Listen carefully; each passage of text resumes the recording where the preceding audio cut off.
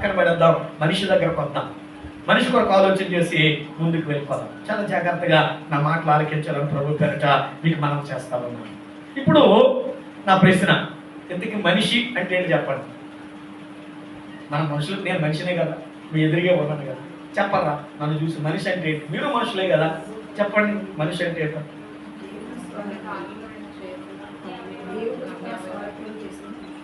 మంచి నిర్వచనాలు ఇస్తున్నారు అందరూ, తప్పట్లేదు. మన ఒక ఆయన, నేను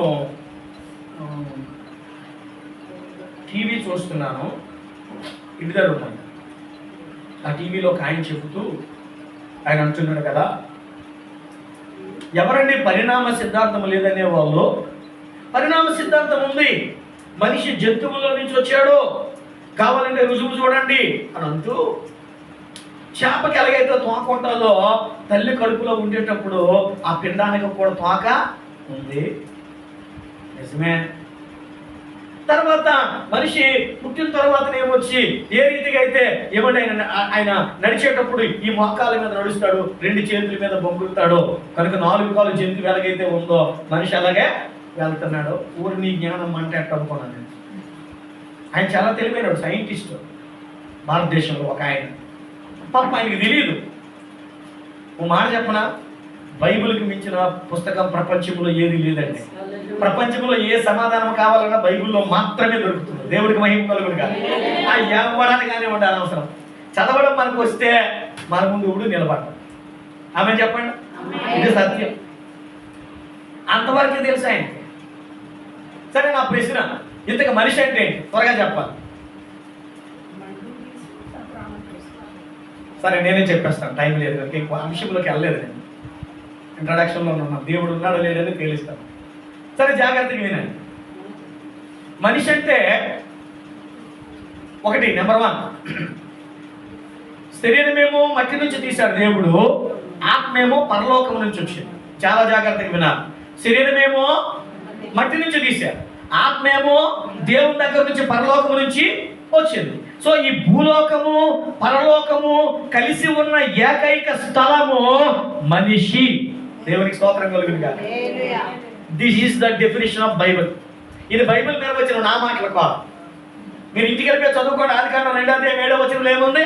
నేల మట్టితో నరుని నిర్మించి వారి నాసికారంధ్రములో దేవుడు జీవవాయువును ఊదగా నరుడు జీవాత్మాయను.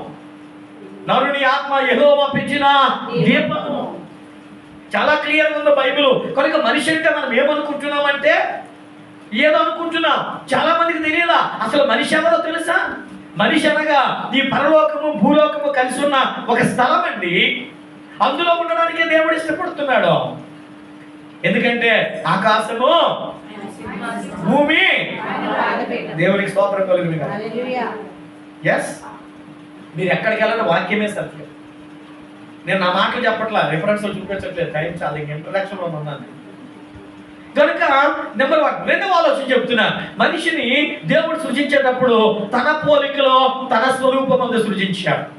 దేవుడు ఏదైనా వనములో 5 రోజులు సృష్టి చేసిన తరువాత 6వ రోజున 5 రోజులు కలుగునిగా కంటే కలిగింది భూమి, కలుగునిగా కంటే కలిగే సూర్యచంద్ర నక్షత్రాలు, కలుగునిగా కంటే కలిగే పక్షులు జంతువులు, కలుగునిగా కంటే కలిగే జలాలు, కలుగునిగా కంటే కలిగే దేవదూతలు.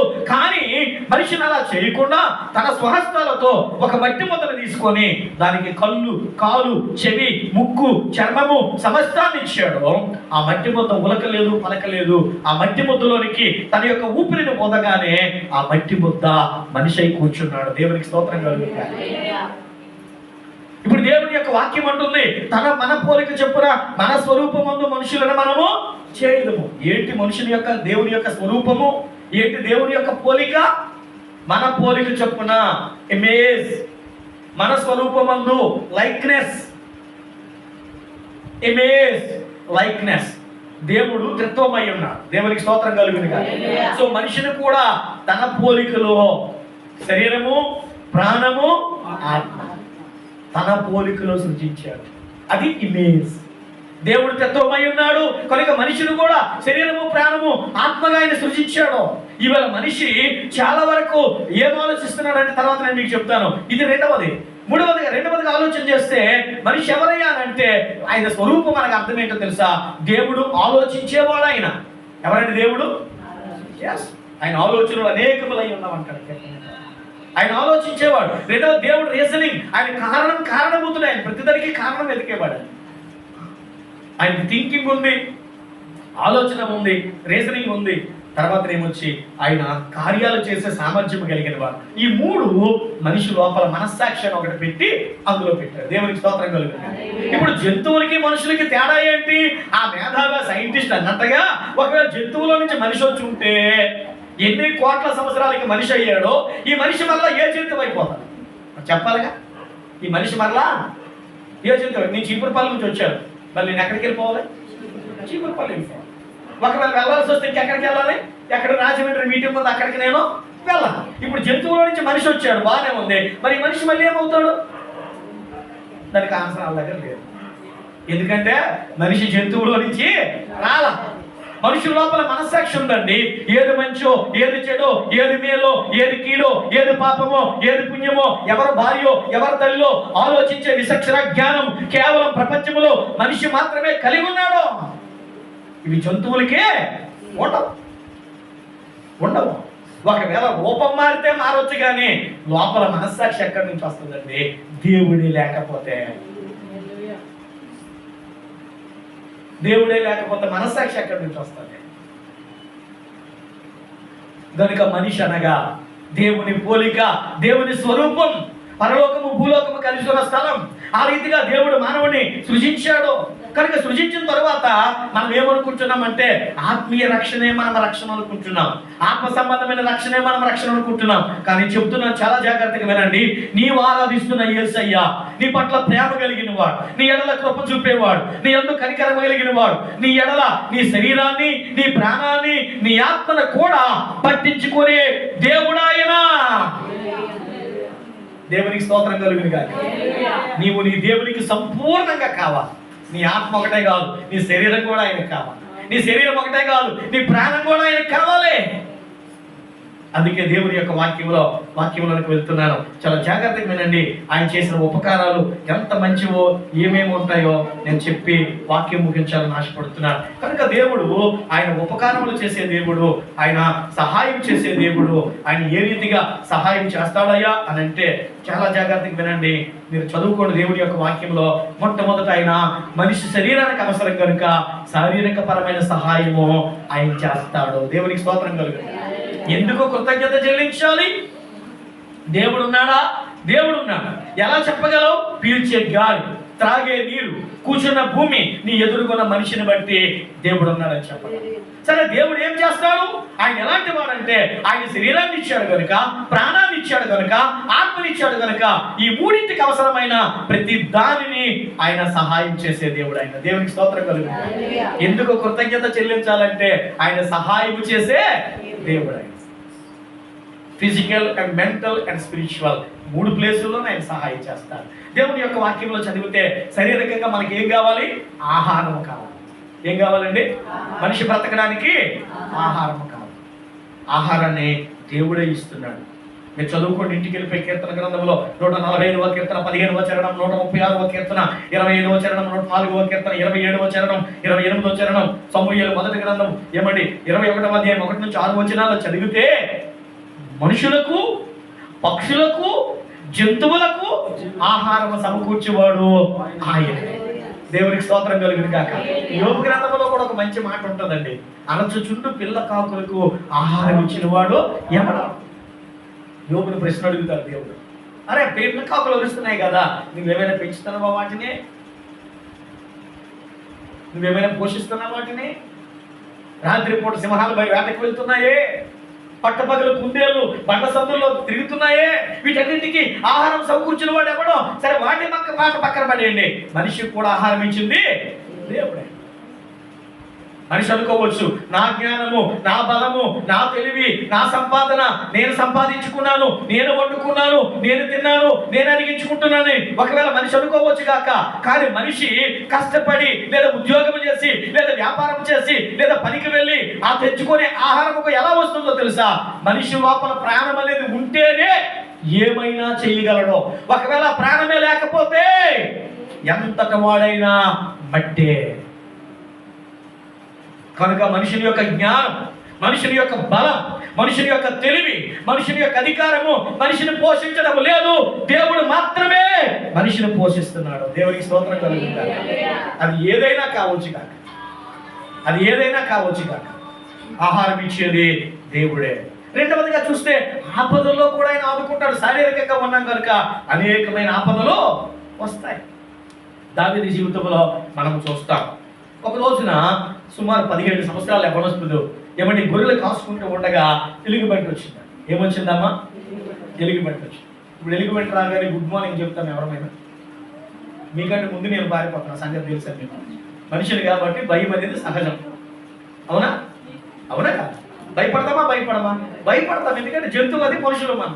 అది మనల్ని ఏం చేసేస్తుందని మన భయం, మనము దాన్ని ఏం చేసేస్తామని దాని భయం. మొత్తానికి మనము కంగారు పడిపోయి దాన్ని కంగారు పెట్టేసి దెబ్బ తినేస్తాం. అది సెకండ్. కానీ దావీదు ఏం చేశాడో తెలుసా? ఆ ఎలుగుబంటితో దెబ్బలాటింది. సరే, మరికొద్ది కాలం పోయింది. ఒక సింహం వచ్చి ఆ మేక పిల్లను పట్టుకుంటే ఏమంటే ఆ సింహాన్ని కూడా మేక పిల్లని చీల్చినట్లుగా దేవుని యొక్క వాక్యంలో చదువు. సమయంలో మొదటి గ్రంథం 17:34, 17:36 మిలికి చదవద్దు రిఫరెన్స్. మిలికి చదువుకోండి. ఆ తర్వాత మనం చూస్తాము ఏమండి గులియాత్ కొరకు మనం చదువుతాం. దేవుని యొక్క వాక్యంలో మనం చదువుతాం. 17:36 వచనం, అలాగే 49 వచనంలో చదివితే గులియాత్. ఇక్కడ 3 విషయాలు చూడండి. నెంబర్ 1, ఆహారం ఇచ్చేది ఆయనే. నెంబర్ 2, ఆపదలు ఆదుకునేది కూడా ఆయనే. ఇందాక అయ్యగారు చదివించారు కీర్తన, అందుకే అలా వెళ్ళిపోతున్నాను. మీరు లైన్ చేస్తే మేము కేటాడుతున్నాం. ఏమండి? ఆపదలు ఆదుకునేది ఆయనే. కనుక 3 సార్లు ప్రాణాపాయ పరిస్థితి. తండ్రి చెప్పాడు, గొర్రెల్ని ప్రాణం సుమా, నువ్వు దేనికి పనికి రాలేదు, ఆఖరికి దీనికైనా పంపుతున్నాను. మీ అన్నల ముగ్గురిని చూడు, వాళ్ళు చక్కగా సైన్యంలో ఉన్నారు, సౌలు దగ్గర మంచి పేరు ప్రఖ్యాతులు సంపాదించుకున్నారు. నాకు గర్వంగా ఉంది, వాళ్ళకి గర్వంగా ఉంది. నువ్వేంట్రా అబ్బాయి, ఎప్పుడు పాటలు అంటావు, ఎప్పుడు ప్రార్థన అంటావు, ఎప్పుడు భక్తి అంటావు, దేనికి వచ్చిందిరా? నువ్వేందంటే చెప్పున్నాను, నా పని నాది. అయితే అదేదో చేసుకోరా, పొలంలోకి పోయి ఆ మంద కాసుకున్నాను. ఆ మంద కాసుకుంటున్నప్పుడు కూడా దావీదు ప్రార్థన చేసుకుంటూనే ఉన్నాడు. దావీదు దేవుడిని ఆరాధిస్తూనే ఉన్నాడు. దేవునికి కృతజ్ఞతలు చెల్లిస్తున్న, ప్రార్థన చేసుకుంటున్న, పాటలు పాడుకుంటూనే ఉన్నాడు. దావీదు జీవితంలో మనం చూస్తాం. కనుక పిల్లరా, ఆపదలు ఆదుకునే దేవుడైనా ఒకవేళ మన జీవితాల్లో కూడా శారీరకంగా ఒకవేళ నీకు ఆహారం ఇచ్చేది దేవుడే. రెండవది, ఆపద ఒకవేళ నీకేదైనా వచ్చినట్లయితే ఖచ్చితంగా ఆపదలో ఆదుకునేది కూడా ఆయనే. నేను ఎప్పుడు మా విశ్వాసులకు ఒక మాట చెప్తాను. అయ్యగారండి ప్రార్థన చేయండి, అనారోగ్యంగా ఉంది అంటారు. అడుగుతారు? అడగాలి, సహజం, అడగాలి. ప్రార్థన మనము చేయాలి, మంచిది. నేను ఎక్కువ బయట తిరుగుతాను, విజిటింగ్ చాలా కష్టం. 3 నెలలకు ఒకసారి విశ్వాసాల ఇంటికి వెళ్ళడం కష్టం. కానీ ఆదివారం ఆరాధన, శుక్రవారం ఉపవాస ప్రార్థన, ఏ ప్రత్యేకమైన ప్రార్థన అయినా అందరూ వచ్చేస్తారు. తప్పదు. బాగులేదు, ఒంట్లో బాగోలేదంటేనే నేను విజిటింగ్కి వెళ్తాను. బాగులేనప్పుడు వెళ్ళి ప్రార్థన చేసి వస్తాను. మొన్న ఆవిడికి ఆపరేషన్, షుగర్ ఉంది, బీపీ ఉంది, వయసు దగ్గర 78 సంవత్సరాలు ఉంటాయి. భయపడిపోతుంది పెద్దాడు. అయ్యగారు రండి హాస్పిటల్లో ఉన్నానంటే వెళ్ళాను. డాక్టర్ గారితో మాట్లాడాను. అప్పుడు ఆవిడకి ఒక మాట చెప్పాను, రైతో తప్ప మీరే చెప్పండి. నేనేం చెప్పానంటే, అమ్మా ఇప్పుడు నువ్వు బెడ్ మీద ఉన్నావు, కాసేపట్లో నేను ఆపరేషన్కి డాక్టర్ గారు తీసుకెళ్తాను. తీసుకుని వెళ్ళేటప్పుడు అక్కడ ఆపరేషన్ జరుగుతూ ఉంటాడు. ఆపరేషన్ అయిపోయిన తర్వాత నేను తీసుకొచ్చి ఐసీలో పెడతాను. ఐసీలోకి మనుషులు ఎవరిని రానివ్వరు. మీ అబ్బాయిలు రారు, మీ కోడళ్ళు రారు. అయితే ఒక్క మాట గుర్తుపెట్టుకో. ఏం గుర్తుపెట్టుకుంటావో తెలుసా? నేను ఎలాగో క్యాంపులు తిరుగుకుంటాను, దాన్ని పక్కన పడేసి. ఇక మీ అబ్బాయిలు బయట ఉంటారు, అది పక్కన పడేసి. డ్యూటీ డాక్టర్ గారు కూడా ఐసీలోనే కూర్చుంటారు. అవునా? డ్యూటీ డాక్టర్ గారు స్టాఫ్ కూడా 2-3 ఐసీలోనే కూర్చుంటారు. కానీ వాళ్ళకి మీకు మంచానికి కొంచెం దూరం ఉంటుంది. ఉండదు. అట్లీస్ట్ 10 అడుగులైనా ఉంటుంది, 5 అడుగులైనా ఉంటుంది, అట్లీస్ట్ ఏమాత్రం దూరమైనా ఉంటుంది. అయితే ఒకవేళ నీకేదైనా అవసరమై నువ్వు పిలిస్తే ఈ 10 అడుగులు వీళ్ళు వేసి రావాలి, 5 అడుగులు వేసి రావాలి, బయట నుంచి మీ అబ్బాయి రావాలి, ఎక్కడో ఉన్న నేను రావాలంటే టైం పడుతుంది. కానీ నీవు ఆరాధిస్తున్న యేసయ్య తండ్రి అని నువ్వు పిలవగానే గాలి కంటే ముందుగా నీ ప్రక్కకు వచ్చే దేవుడు ప్రభువైన యేసుక్రీస్తు మాత్రమే. నువ్వు నమ్మితే ఆపరేషన్కి వెళ్ళు, నమ్మకపోతే ఇంటికి రాను. నేను చెప్పింది తప్పు రైతు మీరే చెప్పాలి. నేను చెప్పింది అబద్ధమా నిజమా? నేను నమ్ముతున్నాను నిజమా. గాలి కంటే వేగముగా రాగలిగింది యేసయ్య. ఆవిడ చక్కగా ఆపరేషన్ చేయించుకుంది, దేవునికి మహిమ, చక్కగా బయటకు వచ్చేసింది. నేను ఆదివారం వచ్చి సాక్ష్యం చెప్పింది. దేవునికి స్తోత్రం కలుగుతుంది.